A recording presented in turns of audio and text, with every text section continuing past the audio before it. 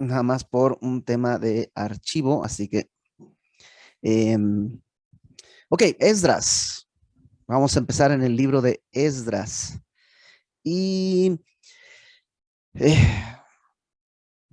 Esdras, Nehemías y Esther son tres libros que cierran la etapa de los libros históricos. Ustedes saben que el Antiguo Testamento está dividido en los libros históricos, los libros poéticos y los libros proféticos. Bueno, dentro de los primeros libros históricos está el Pentateuco, que pues, se cocinan aparte precisamente porque es la ley de Dios, ¿no?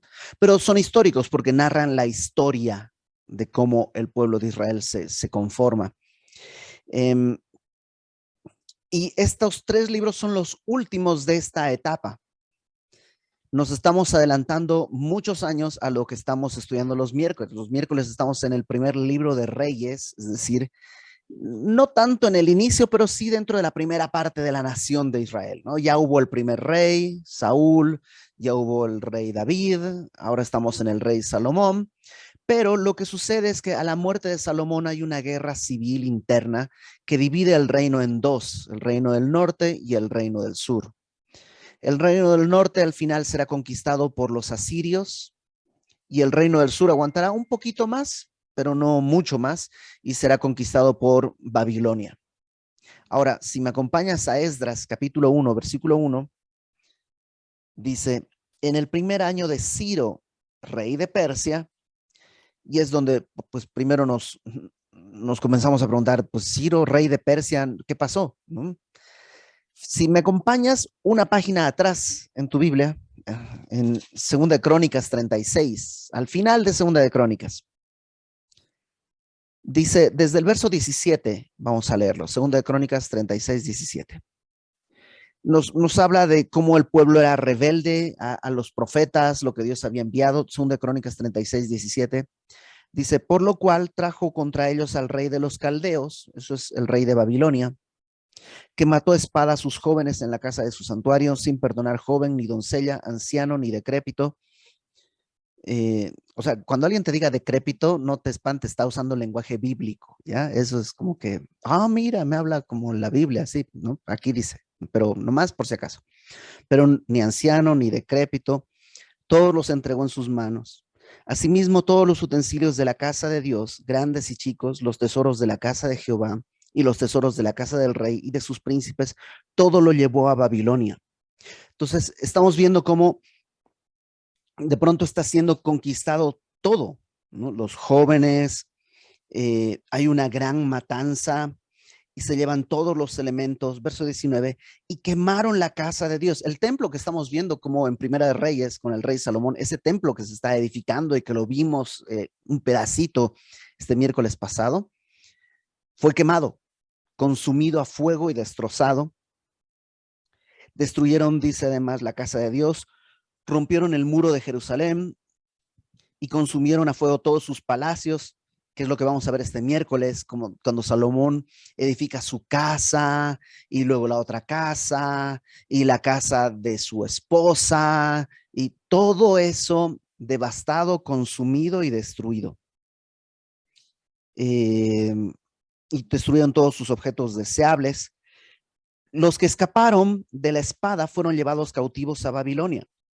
Hubo gente que logró escapar esta masacre y fue llevada prisionera a Babilonia, y fueron siervos de él, del rey de Babilonia, y de sus hijos hasta que vino el reino de los persas. ¿Qué es lo que pasó? Bueno, el reino de Babilonia llega a su esplendor con Nabucodonosor, este, el más importante rey de Babilonia.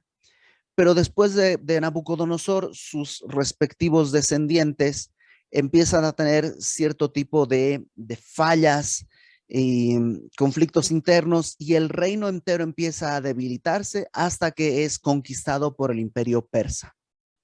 El imperio persa en una alianza entre los medos y los persas, por eso se llama el imperio medo-persa, conquista toda esta zona. Lo complicado a veces de esto es recordar que se cambia de nombre el imperio, por tanto, digamos, el nombre del país, pero el lugar sigue siendo el mismo.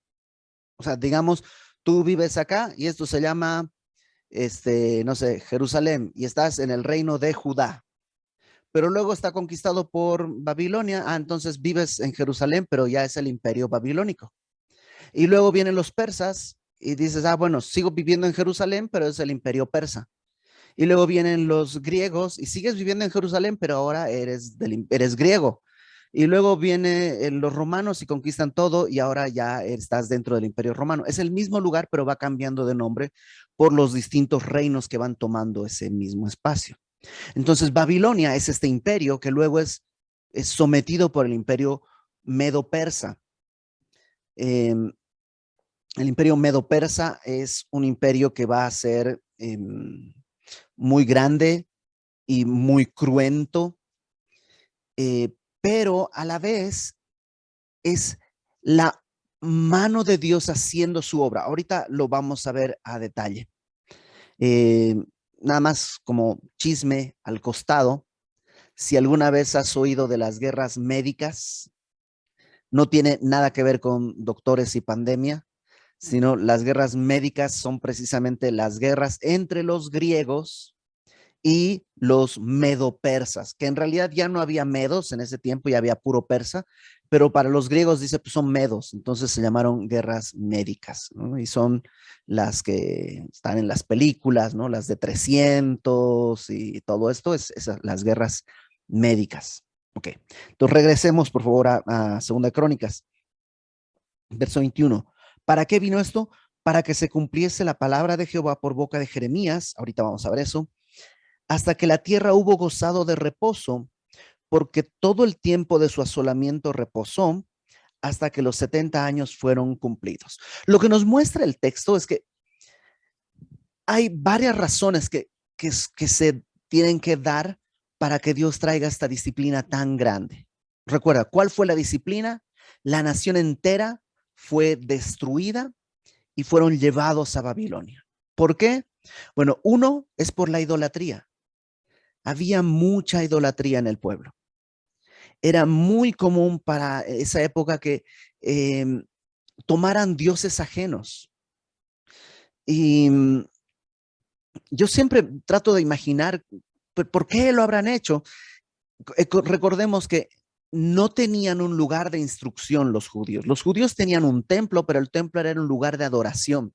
Ahí llevabas tu borreguito, tu becerro para sacrificarlo y todo, pero no es como el día de hoy, tú dices, voy al templo, ¿no? Como es que es donde hay un sermón y algo así. No había, era un lugar de adoración, no de instrucción. Entonces tú eres un campesino de esa época y estás arando tu tierra y tú, el de la tierra de al lado, ¿no? El de la granja de al lado, ¿no? Del terreno de al lado, de pronto tiene sus elotes bien gordos y amarillos y todo bien grande, y los tuyos están así secos, o parece el limón de taquería, ¿no? Así que le aprietas y nada de jugo, nada, nada.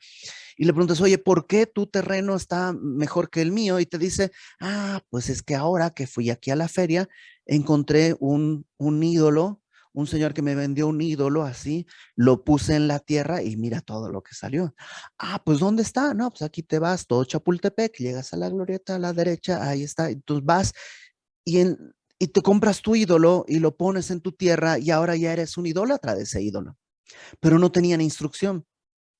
Y entonces, una y otra vez hay profetas que están llamando al pueblo a arrepentirse, pero el pueblo es duro de corazón. Y Dios los envía a la cuna de la idolatría, que es Babilonia, para que se asqueen de los ídolos. Cuando regresen 70 años después, nunca más la nación de Israel volvió a caer en idolatría. Es como que se cansó de la idolatría en Babilonia y ahora nunca más van a caer en idolatría. Por eso cuando viene el Señor Jesús, ya no hay un problema de idolatría, ya hay otros problemas, porque el corazón humano es demasiado inquieto hacia el pecado. Se supone, en Babilonia, donde se empiezan a crear las sinagogas.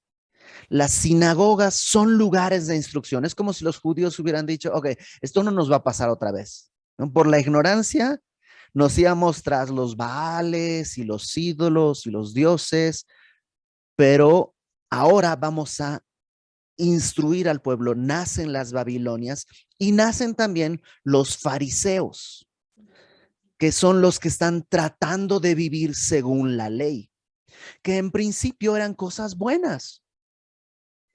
De hecho, algunos piensan que es precisamente Esdras uno de los que van a, digamos, fundar las primeras sinagogas, y Esdras sería uno de los primeros fariseos en el sentido más correcto y bondadoso de la palabra.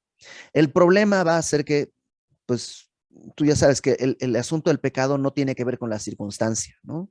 Ay, si tuviera dinero, no estaría robando, no pecaría. Y pues ya tienes dinero y sigues robando. Es que un poquito más. Ay, si estuviera casado, entonces no sería tan lujurioso. O si tuviera lo que quiero, no sería tan mentiroso. Y el problema es que las circunstancias nunca van a amainar el pecado porque está dentro.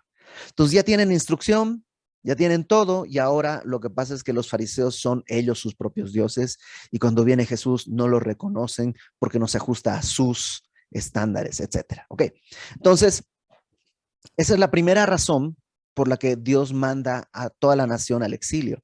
La segunda razón que nos dice aquí el texto es que no dejaron reposar la tierra. Dios les había encargado que la tierra tenía que reposar un año cada 7 años. Y por 490 años no lo habían hecho. Y entonces Dios dice, ok, me voy a cobrar.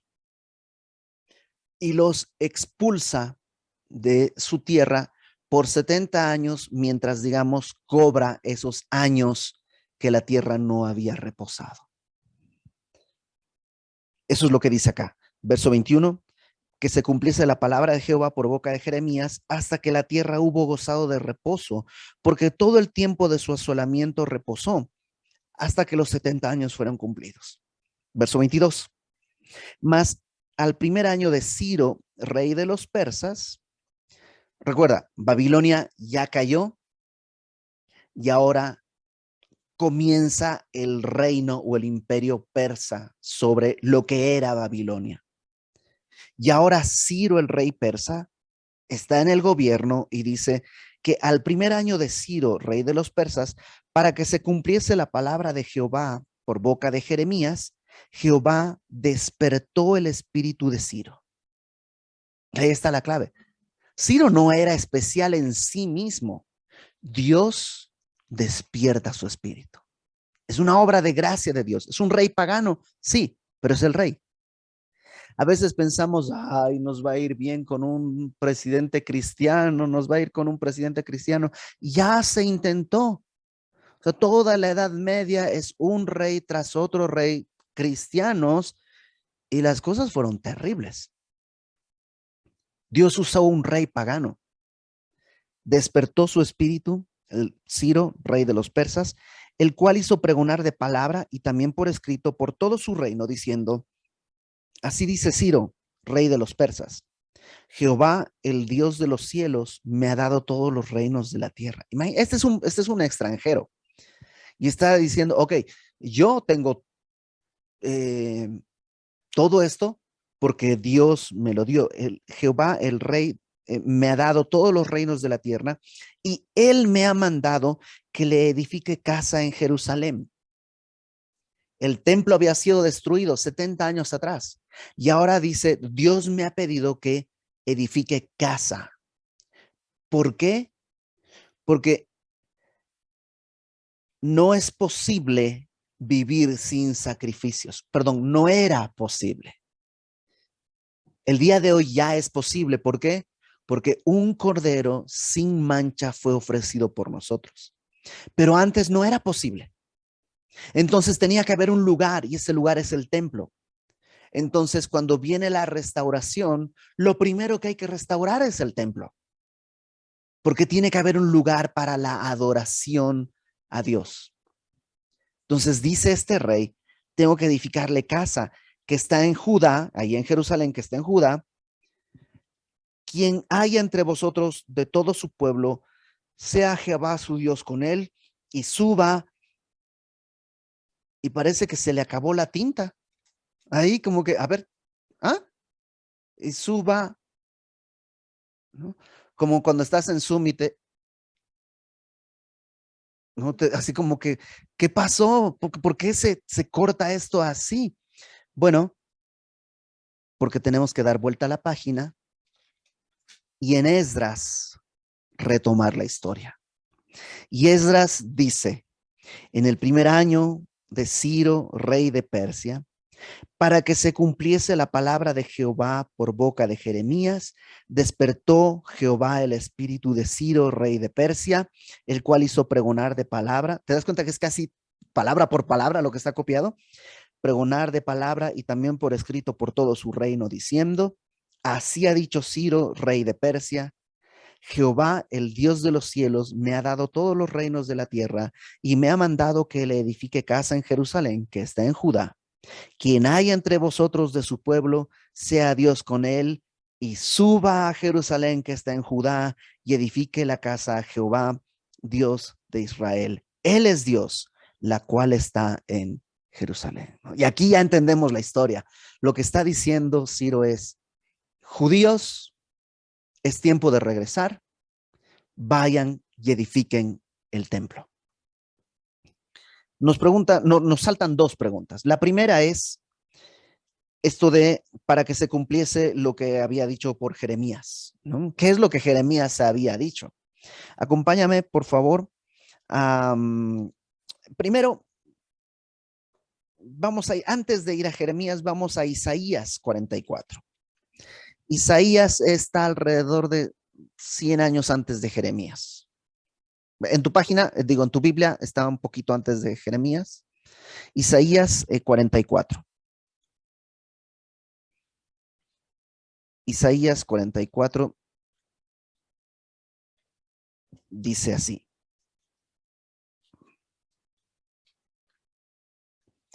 Esto es más o menos 100 años antes. ¿Ok? De hecho, un poco más, como 150 años antes.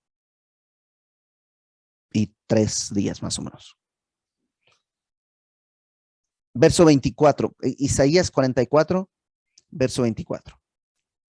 Así dice Jehová tu Redentor, el que te formó desde el vientre. Yo Jehová, que lo hago todo, que extiendo solo los cielos, que extiendo la tierra por mí mismo, que deshago las señales de los adivinos y enloquezco a los agoreros, que hago volver atrás a los sabios y desvanezco su sabiduría.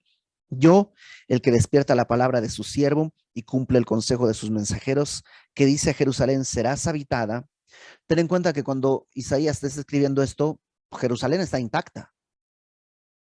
Entonces sale Isaías y dice, Jerusalén, serás habitada. Y todos, pues sí, o sea, siempre está habitada, ¿no? Pero es que no están viendo que iba a ser destruida. Lo leímos hace un rato. Fue completamente devastada, las casas, los palacios, el templo. Pero la profecía dice, Jerusalén serás habitada, a las ciudades de Judá reconstruidas serán y sus ruinas reedificaré. Que dice a las profundidades, secaos y tus ríos haré secar. Que dice de Ciro, por nombre 100 años antes. Ciro ni había nacido en este punto. Dice de Ciro, es mi pastor y cumplirá todo lo que yo quiero al decir a Jerusalén, serás edificada y al templo serás fundado. El templo no tiene ni un rasguño en este momento, pero Isaías está diciendo, templo, Ciro va a dar todo para que funden el templo. Verso 1 del capítulo 45, así dice Jehová a su ungido, Ciro, al cual yo tomé por su mano derecha para sujetar naciones delante de él, desatar lomos de reyes, para abrir delante de él puertas y las puertas no se cerrarán. Un día estudiaremos Daniel y vemos cómo se cumple esto que dice desatar lomos de reyes. Eh, Cuando alguien, bueno, ¿cómo decirlo bonito? Esto de desatar lomos de reyes básicamente es que el rey se va a hacer pipí de miedo, ¿no? Y lo veremos cumplido a detalle cuando estudiemos Daniel. Estamos en Reyes, yo calculo que llegaremos verso a verso a Daniel, no sé, 15 días, tal vez un poquito más, pero ya llegaremos a Daniel. Dice versículo 2. Yo iré delante de ti, enderezaré los lugares torcidos, quebrantaré puertas de bronce, cerrojos de hierro haré pedazos. Está hablando de Ciro, delante de ti, Ciro. Te daré los tesoros escondidos y los secretos muy guardados, para que sepas que yo soy Jehová, el Dios de Israel, que te pongo nombre. Por amor de mi siervo Jacob y de Israel mi escogido, te llamé por tu nombre, te puse sobrenombre, aunque no me conociste. Entonces, Ciro, tú no me conoces, pero yo te conozco. Te conozco desde hace más de 100 años y tú vas a traer a mi pueblo. Ciro le llama, es mi pastor. O sea, no que Ciro pastorea a Dios, porque eso no puede ser, pero Ciro es uno de los pastores que Dios posee, por decirlo de alguna manera, ¿no? Regresa a Esdras, por favor.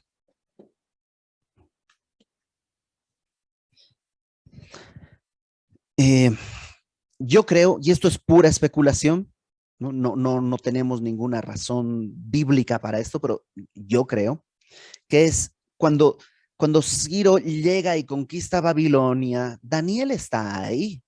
De hecho, Daniel ha sido proclamado el tercer señor del reino porque leyó en la pared lo que decía Mene, Mene, Tekel, Uparsim, y Daniel da la interpretación a eso y lo ponen como tercer señor del reino cuando Babilonia es conquistada. Y yo, esto es especulación, supongo que al ser el tercer señor del reino era alguien pues importante, notable, y cuando lo toman, lo llevan con el rey, y Daniel seguramente le dice, Ciro, tú estás en la Biblia, ¿cómo crees? ¿Sí? Desde hace 100 años en los rollos del profeta Isaías, aquí estás, y esto dice de ti. Y es probablemente por eso que Ciro habla y dice, Dios me ha dado todos los reinos de la tierra. Te digo, es pura especulación, no tenemos ningún dato para asegurar que eso fue así, pero no sería realmente algo raro que haya sucedido de esa manera. Ok, regresemos a Esdras. ¿Qué es la segunda cosa que decíamos? Uno era, ¿de qué es esto de que habla de por boca de Jeremías? Despertó Jehová el espíritu de Ciro. Y ahora, ¿por qué él manda que se reconstruya? Probablemente es esto, que él se enteró que estaba ahí en la Biblia y por eso ahora manda que se reconstruya el templo de Jerusalén. Verso 5 de Esdras 1. Entonces se levantaron los jefes de casas, de las casas paternas de Judá y de Benjamín, y los sacerdotes y levitas, todos aquellos cuyo espíritu despertó Dios para subir y edificar la casa de Jehová, la cual está en Jerusalén. Entonces se despiertan los jefes. Acuérdate que eh, la nación de Israel estaba conformada por tribus y las tribus tenían pues a sus ancianos, ¿no? Y entonces había una especie de liderazgo natural.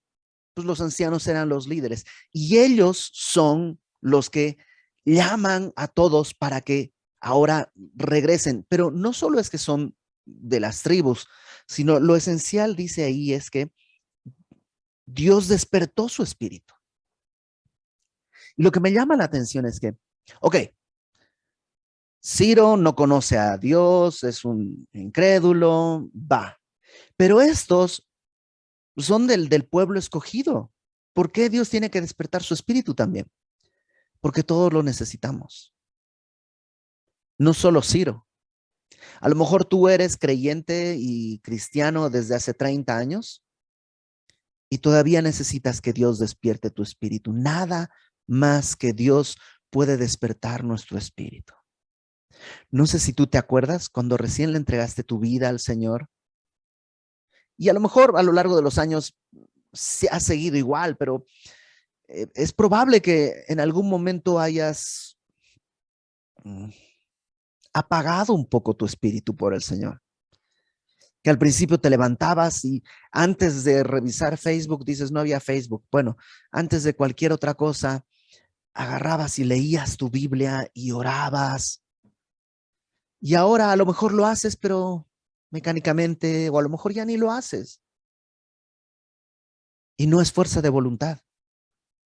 Necesitas que Dios despierte tu espíritu, aunque seas parte del pueblo de Dios. Entonces dice que todos aquellos que despertó el Espíritu de Dios, dice, fueron para subir a edificar la casa de Jehová, la cual está en Jerusalén. Y todos los que estaban en sus alrededores les ayudaron con plata y oro, con bienes y ganado y cosas preciosas, además de todo lo que se ofreció voluntariamente. Fíjate el verso 4, dice, todo aquel que haya quedado, ¿no? Unos van a ir a reedificar y otros se van a quedar.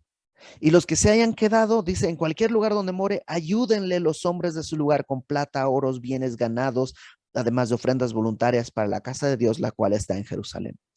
Había gente que no podía regresar, a lo mejor eran muy viejos, a lo mejor estaban enfermos y no podrían regresar. Si no puedes regresar a reconstruir el templo, puedes participar enviando o dando tu dinero, tus recursos para que se pueda llevar a cabo la tarea. Lo veremos más la próxima semana, pero ¿sabes qué fue lo más triste? La mayoría no regresó. Es difícil. 70 años viviendo en Babilonia y ahora hay que regresar a Jerusalén, donde no hay nada. Y cuando digo nada me refiero a que no hay nada. No hay casas, no es una ciudad con muros. O sea, cualquiera que pasa puede, aunque tú edifiques tu casa, pueden entrar y robarte, no hay seguridad. No tienes nada en Jerusalén excepto el llamado de Dios. Y la mayoría se quedó en Jerusalén ya demasiado tiempo. Yo llevo 22 años viviendo en México y de tanto en tanto pensamos con mi esposa y si nos vamos a Bolivia y es difícil, o sea, ya tengo aquí mi tortillería, ya tengo aquí es más, ya vivo 5 años en Querétaro y mudarme de Querétaro me resulta como, híjole, es que cuesta. Ahora ellos ya llevaban 70 años en Babilonia y mudarse a Jerusalén. Lamentablemente la mayoría se quedó.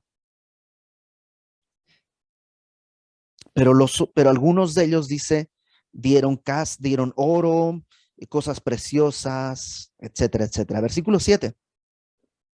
Y el rey Ciro sacó los utensilios de la casa de Jehová que Nabucodonosor había sacado de Jerusalén y los había puesto en casa de sus dioses. ¿Te acuerdas que dijimos esto? Que Nabucodonosor se llevó del templo todo lo valioso. Ahorita vamos a ver qué cosas había. Se llevó todo lo valioso. En Daniel se nos cuenta cómo el rey Belsasar saca todos esos utensilios y los toma en una bacanal, en una fiesta ahí que tenía con alcohol y todo, y están celebrando a dioses paganos con los objetos que eran del templo de Dios, y es cuando Dios aparece y con una mano escribe en la pared. Bueno, ahora Ciro dice, sáquenme todo eso que es ahí, que le pertenece a Dios, que es de su templo, y regrésenlo, ¿no? El rey sacó los utensilios de la casa de Jehová que Nabucodonosor había sacado de Jerusalén, los había puesto en la casa de sus dioses. Los sacó pues el Ciro, el rey de Persia, por mano de Mitrídates, tesorero, el cual los dio por cuenta a Sesbazar. Eso quiere decir por cuenta, quiere decir que le hizo un inventario. O sea, fírmame que estás recibiendo esto. Ok, va. No fue como, pues llévate todo esto, no sirve, sino fue con un inventario a Sesbazar. Sesbazar es el nombre del protagonista de la primera parte de Esdras. El libro de Esdras, la primera parte no aparece Esdras. Aparece a partir del capítulo 7. La primera parte, el protagonista es Sesbazar, que es su nombre babilónico, o Zorobabel, que es su nombre judío. Entonces, él va a ser el gobernador de esta tierra y envían con todo esto, le dan a Sesbazar, príncipe de Judá, y esta es la cuenta de ellos. Esto es lo que llevaron. 30 tazones de oro, 1000 tazones de plata, 29 cuchillos, 30 tazas de oro, otras 410 tazas de plata y otros 1000 utensilios. Todos los utensilios de oro y de plata eran 5400. Todos los hizo llevar Sesbazar con los que subieron del cautiverio de Babilonia a Jerusalén. Y ahí va, Sesbazar con los que están subiendo del cautiverio de Babilonia a Jerusalén, llevan un montón de cosas, llevan todo esto que están de oro y de plata, llevan todo lo que habían ofrecido voluntariamente, oro, joyas, dinero, pues animales, o sea, es una tarea en la que están llevando muchas cosas a un lugar donde no hay nada seguro. Y lo único que hay es un llamado. Y creo que lo primero que tenemos que, como creyentes, recordar es que nada funciona sin un primer llamado. El primer llamado que Dios nos está haciendo es un templo para adorar a Dios. Y no estoy hablando, sí, como semilla nos hace falta un lugar, ¿no? Pero eso es lo de menos. Cada uno de nosotros, dice la palabra, que cada uno es templo del Espíritu Santo. Y sí, seguramente todos necesitamos restaurar, porque nuestra vida en muchos sentidos está destrozada, como Jerusalén.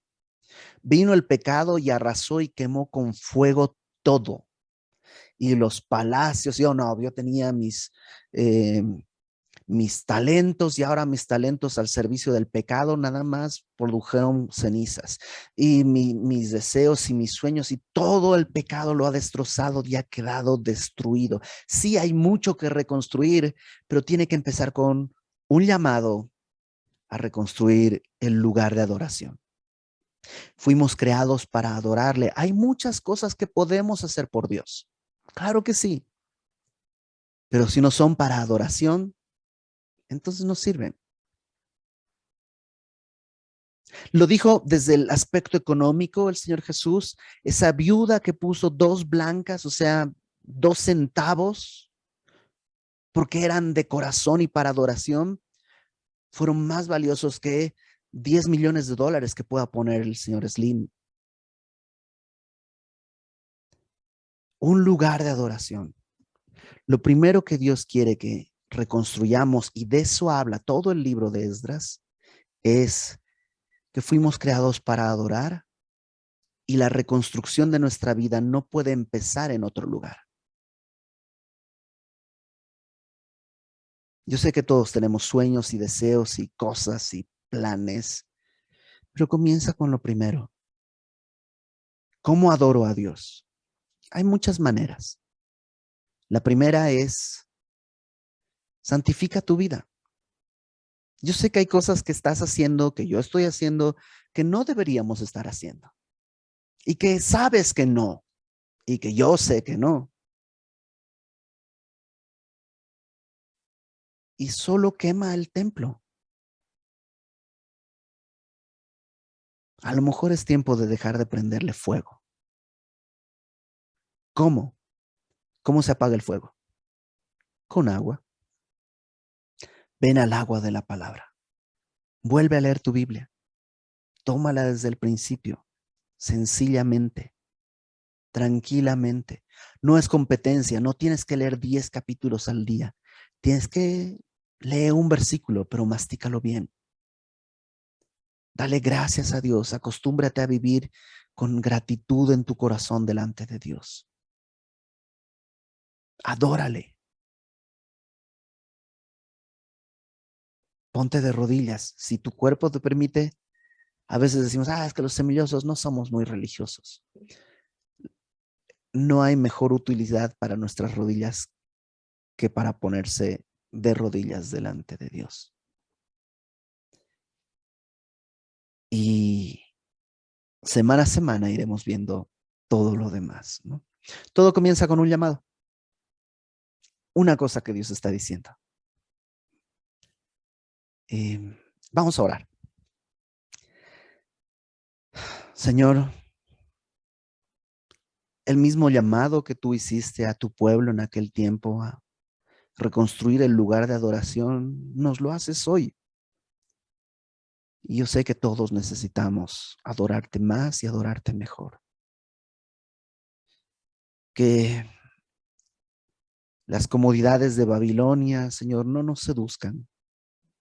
Que salgamos a adorarte, aún, aún si eso parece eh, peligroso.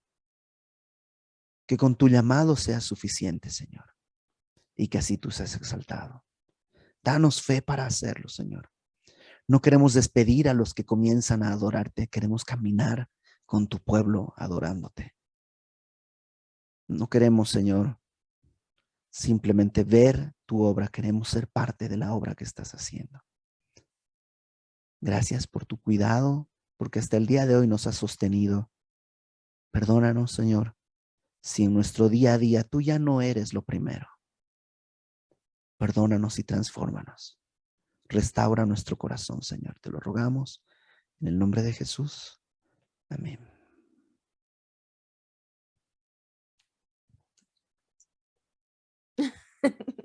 No, ya no me acuerdo. No, pero no me acuerdo de eso. Es que leíamos con nuestros hijos en la mañana esta devocional y este les decía yo a mis hijos, ¿no? ¿Qué les decía?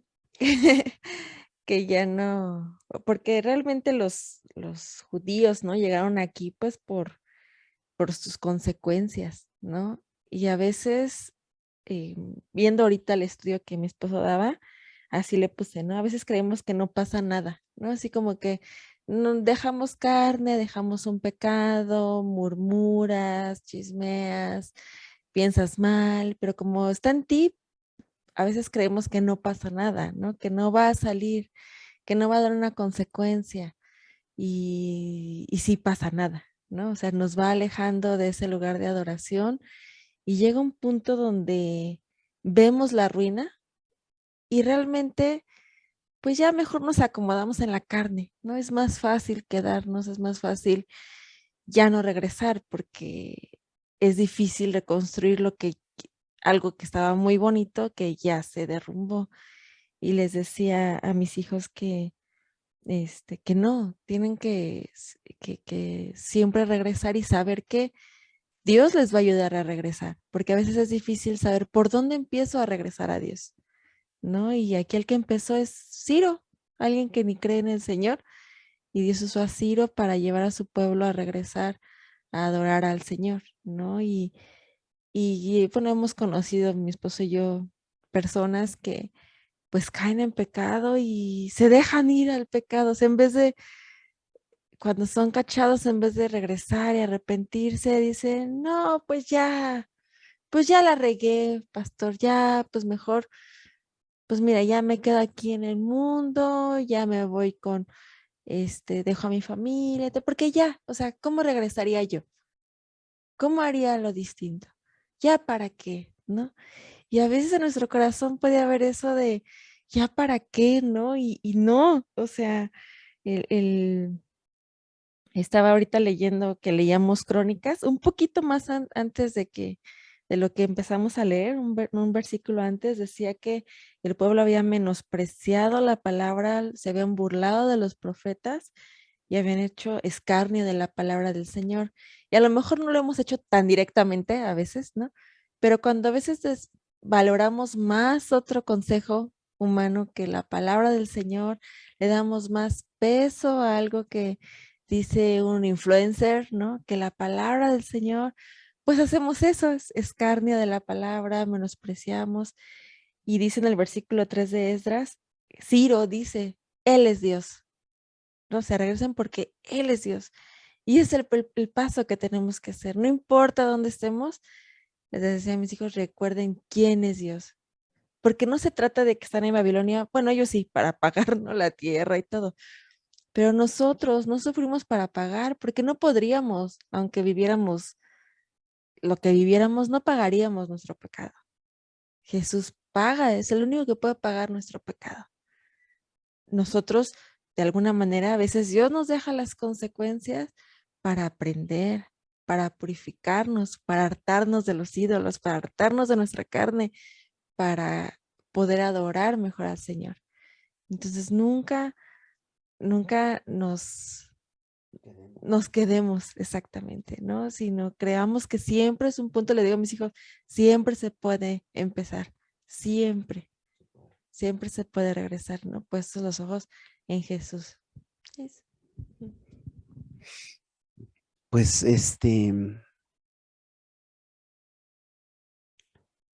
pues sí. Ujú. ¿Preguntas?